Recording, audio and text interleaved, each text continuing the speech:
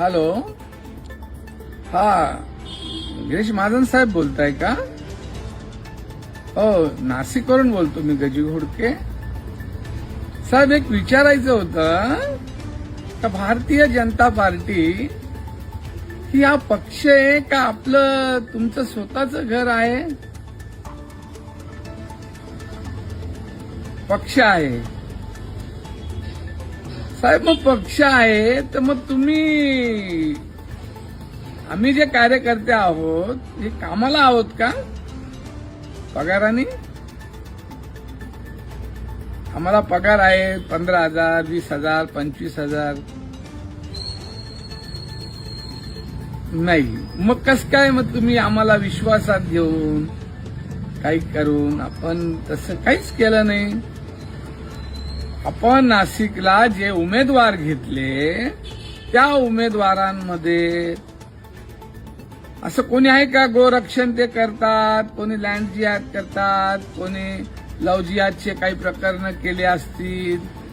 अहो, इथं जेवढेही कार्यकर्ते जे इच्छुक होते ते सर्व कार्यकर्ते आपलं जीवाचं रान करून लव जिहादवरती काम करतात, लँड जिहादवरती करतात, गोरक्षणावरती करतात. आम्ही गोरक्षण करत असताना घोटी, इगतपुरी या ठिकाणी 2 मर्डर झालेले असताना आम्ही त्यांची जबाबदारी आम्ही स्वतः घेतली.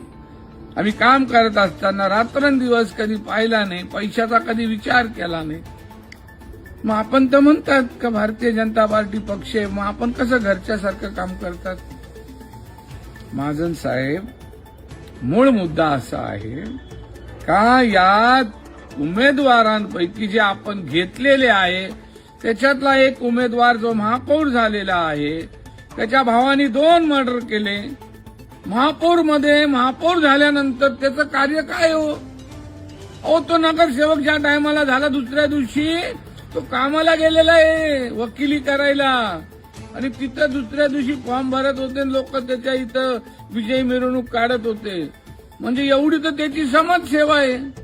मग अशा माणसाला आपण 2 महापौर तुम्ही इकडं घेतले, मग त्या महापौरचं काय काम आहे? काय ते समाजसेवा काय आहे? फक्त पैसे.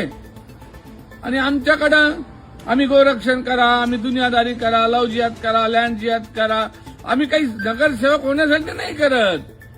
आम्हाला तिकीट भेटेल, आम्ही निवडून येणार नाही हे पण आम्हाला माहीत आहे. परंतु ज्या तिथून जे इच्छुक उमेदवार होते, आम्ही स्वतः लढलो ना तिथून. 7,500 मतदान आम्हाला पडले. आम्ही त्या वकिलाला आम्ही पाडलं, त्या महापौरला आम्ही पाडलेलं ना. आम्हाला तिकीट भेटलं नाही भेटलं, आमच्या जागी दुसऱ्यांना दिलं. आम्ही तर आता इच्छुकही नव्हतो.